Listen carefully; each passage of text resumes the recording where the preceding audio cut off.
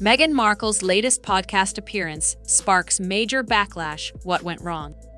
Meghan Markle just made a podcast appearance that's now being called one of her most awkward public moments yet. It is hard not to be so cynical. It is. I'm with Maureen on this. Everything they do seems so manipulative, calculated, PR motivated, money motivated, and the antithesis of what it means to actually be a dutiful working wife. I have a letter from your husband and your kids. No one's ever seen this before. So bad. What is she What doing? happens to me emotional? I have full body chills right now. For them to be able to look Telling up her and how go, great she is. oh my That's God, their whole she existence. has loved us so much. It's a very selfish view. For the first time ever, she wasn't leading the conversation, she was the guest. The show she appeared on was the Jamie Kern-Lima Show, a podcast known for uplifting stories and emotional moments. The idea was to show Meghan's softer, more vulnerable side, but many viewers didn't buy it. Right from the start, it was clear she was trying to come off as real and unfiltered.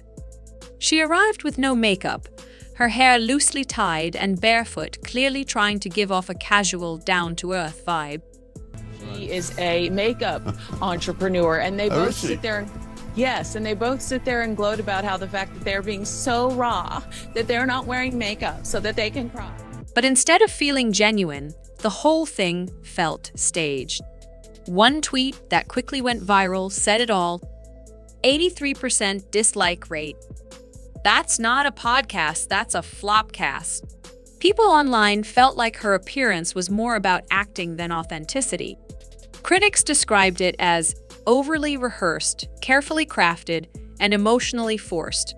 Things took a turn when Meghan began to read a heartfelt letter she wrote for her children.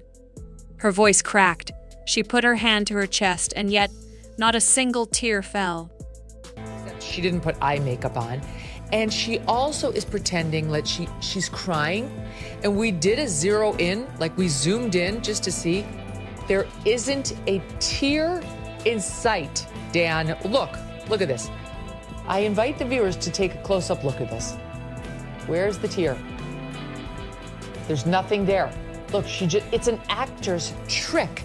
She just keeps wiping and wiping and wiping, so we think she has a heart. Almost immediately, people called her out for fake crying, calling it a performance disguised as sincerity. Even Megyn Kelly jumped in, freezing the video mid-frame to point out what others were thinking.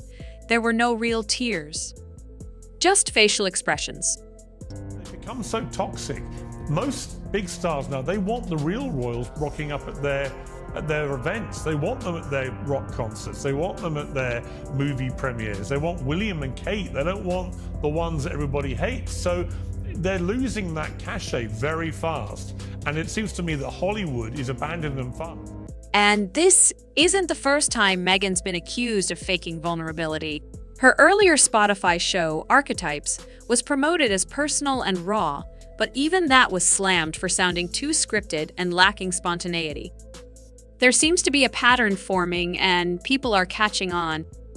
Created for the kids these email addresses that sort of like names again that you would never guess, that I will give them at some point in their lives when they're older. But before I go to bed almost every night, I email them.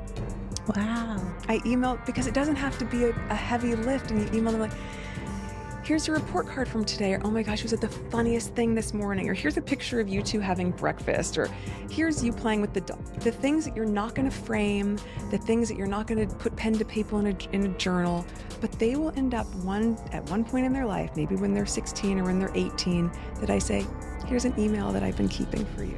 One of the biggest criticisms Meghan faces is her effort to appear relatable. She tries to show herself as a grounded, humble mom. But many say it feels forced, like she's trying to sell an image rather than just being herself. Reading letters on cue, pretending to cry, these moments don't feel like real connection. They feel like branding strategies. And the backlash? It's not just coming from internet users.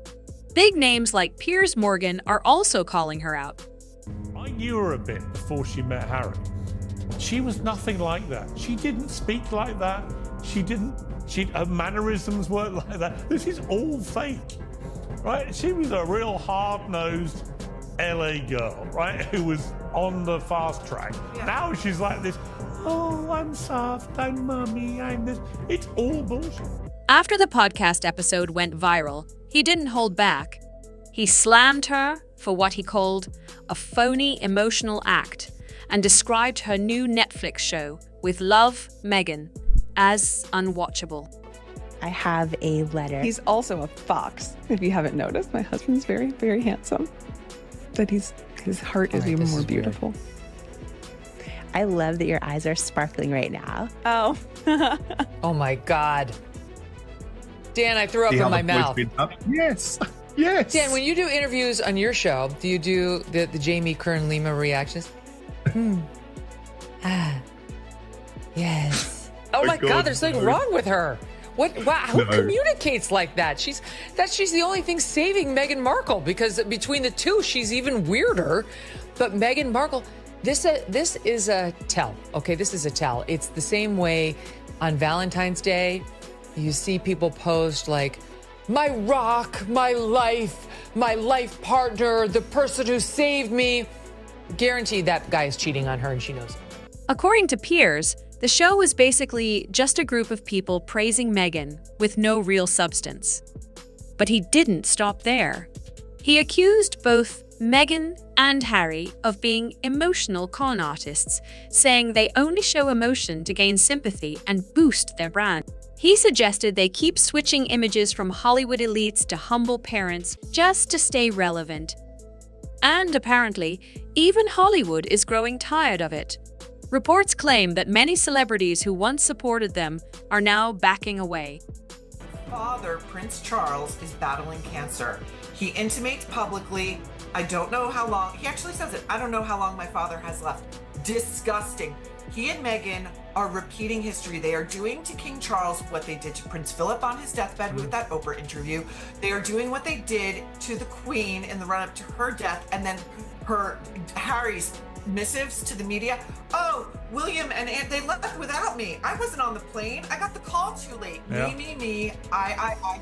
They're doing it to the king, and I promise you, Piers, and I'm sure you see this coming, once there is a King William, that door is well and truly shut, and the title's gone. Her podcast flopped. Her lifestyle brand didn't take off.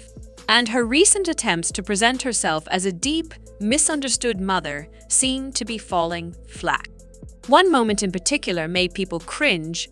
Meghan revealed that she writes secret email letters to her children every night sent to email addresses they don't even use yet. While she meant it to be a sweet parenting habit, many saw it as another publicity stunt. Even the panel on Piers Morgan's show laughed about it, calling it more about how she appears than about her actual kids. And then came another controversial moment.